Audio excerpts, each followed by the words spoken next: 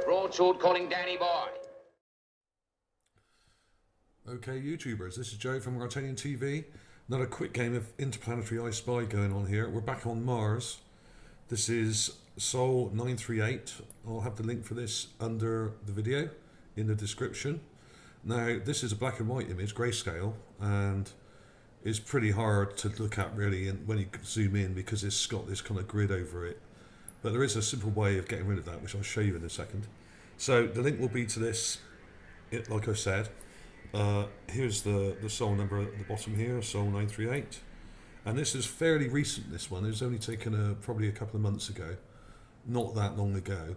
But the rover is really not moving at the moment, and us Mars researchers are really struggling at the moment. I think they've deliberately tried to cut us off, actually, because we had so many good finds later, in the latter part of 2014, late summer and autumn. We had so much stuff in the press across the world. There was the traffic light, there was the ball, there was all sorts of things. I really think that they've put it into a kind of semi-shutdown mode now, and now that they've changed directors, I really think they're, when you look on the pages, the new pages now, you get, I'll just show you actually, what you get now is a load of thumbnails. You get a few, if you're lucky, you get about 4 or 5 or 10 full-size images. When I say full-size, they're still not very big. But let's have a look at one of these new sets here. I mean, they always start off with thumbnails like this, which are no good to anybody really, because they're so small you can't see anything in them. And if you're lucky, you'll get a bunch of full-size images at the top. I'll show you. Hang on, let's go back. Let's try this one here, 955. I mean, this is very frustrating. I think they've been told basically to put it into semi-shutdown and really not give us researchers anything to get our teeth into. And this is typical of what you get now. 3 images at the top, and the rest are all poxy little thumbnails that are no good to man or beast, really. So I really do think they're deliberately trying to shut us down, actually. This is partially why I've been doing so many moon videos recently. But never mind. I mean, you know, things may pick up. If nothing major is found in the next month or two, which it probably won't be, then they might start moving around again and might start giving us more stuff. Who knows? But I really do think there's been a change in policy from the top when it comes to the Curiosity Rover. And the major finds that we found last year are probably the reason why. There's a direct correlation. Basically, the thing's barely moved since November last year, and it's struggled to find anything. But there's still, if you go through the archives, there's still stuff to be found. So don't lose too much heart here, because basically there are older images that you can go through. There's still many images we haven't looked at probably. There's probably tens of thousands still unsearched and unpicked through images. So, well, this is the one I've got anyway. And if you look here on the right, you've got this strange rock here with what looks like something cut out of it, and another pile of rocks here with a similar cutout or hole in it. Right, so I've got it up in my processor here. We're getting a bit closer. Now, when you zoom into these images, you'll see what I mean about the grid on these. It's really, really quite horrible. It's got this horrible grid pattern. But a simple way to get rid of this is to blur it. And what I use is the Gaussian blur and set the radius to 1. I use this all the time actually to clean up these images. If the images are really bad and really grungy and got lots of blocks and lines across them, you can always set it to 1.2 or 1.6 or 2. I rarely go above 1.6 or 1.4. Generally about 1 is enough. But if you just do it with a radius of 1, then it totally cleans it up and gets rid of that horrible grid. But then the image looks a bit blurry, so if you go in too close, it doesn't look great. But I thought I'd just show you how I do that. But I've already done that to these images here. Now there are 2 images with these strange things in here. There's this one. I've just let's undo that because that's a raw image. Let's keep that raw. Okay. And there's another one here which was taken just before, and it's got the same things here. See, you can see the same objects in this photo here, and this one's slightly better actually because you've got a slightly better angle from this side, and you can see here what looks like an entrance.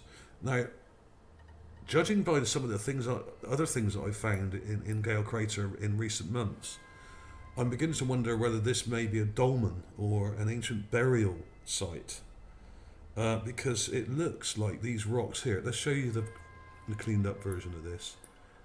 I've brightened it a bit as well, and just giving it a bit of Gaussian blur to get rid of that pixelation and horrible grid. Now, let's move it across here, sorry.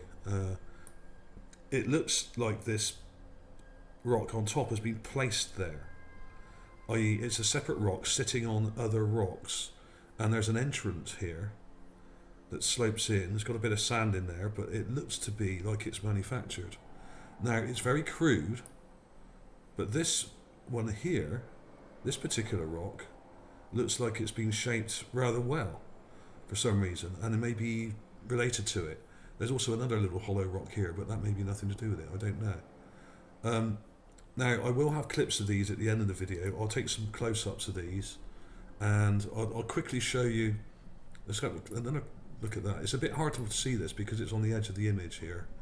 I'm trying to, let's get it in the center there so you can see it better. There's an entrance, there's different rocks around the edge, and there's a larger rock on top, which looks like it may have been placed there, much like a dolmen. Now, I've done a quick Google search on dolmens here. Let's have a look here. Dolmens. Now, if you look up on Wikipedia, you will see there's all sorts of dolmens all over the world. Ancient megalithic cultures or Mesolithic cultures used to put these at burial sites, basically, and some of these are really large, some of them are not so large. There's many different examples here, and the one that I thought was quite similar was this one here in Portugal. You've got a rock placed on top, you've got rocks either side, and you've got an entrance and various rocks around the area. Now, this is basically a burial site. Bones and stuff would be buried in one of these, and your ancestors would come to visit you, like we go to visit graves today. You know, it's that sort of thing. There are many types of these, and they come in all shapes and sizes. Some are massive, some have huge, great big 20-30 ton blocks. Some are much smaller. You've got them in France, you've got them in the UK, you've got them in Portugal, you've got them in the Netherlands here, you get them in North America, you get them in Ireland. I mean, all over the place. India here, Spain. I mean, they are literally, these things were common throughout the world many thousands of years ago, probably between 5 and 10,000 years ago. Ancient cultures all had a similar kind of structure, which they would bury people in or under. And these were often aligned to the sunrise as well, so that when the sun rose, the light would come through or shine into the structure. So there we go. I thought I'd just show you that. So could this be a dolmen? It could be. Could it just be a pile of rocks? Possibly. Let's go back to the image here. It's quite small. This is probably only a couple of feet across, maximum, really. Let's have a look at the other one. It might be easier to view on this one because it's on that side. Let's have a look there. Let's zoom in. Right. I couldn't tell you exactly how big it is, but it's not very big. From one end to the other is probably only maybe a foot, maybe a foot and a half, possibly 2 feet, but no longer than 2 feet, because, I mean, it is disorientating with the Curiosity Rover because the images are taken from 7 foot up in the air. So unless you're a basketball player, it's really hard to work out how big things are, and there's very little point of reference in these images, as I've said many times before. So what is it? Is this a carved artifact here?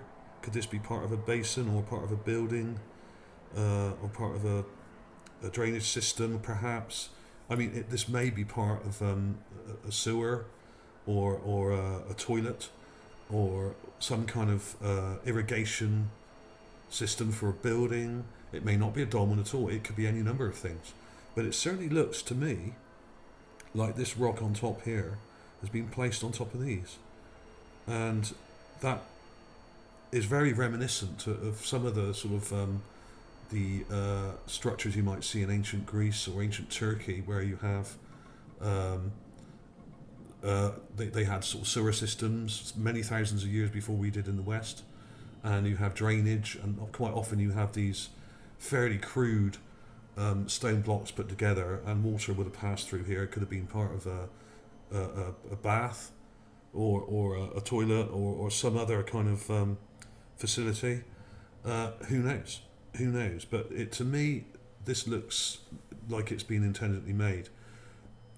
This looks rather symmetrical. This hole here, it doesn't look like it's been randomly eroded by the wind. NASA keeps saying, and debunkers keep trying to say that all these things are just carved by the wind. Well, I don't agree with that, because basically the air pressure on Mars isn't really high enough to carve rock.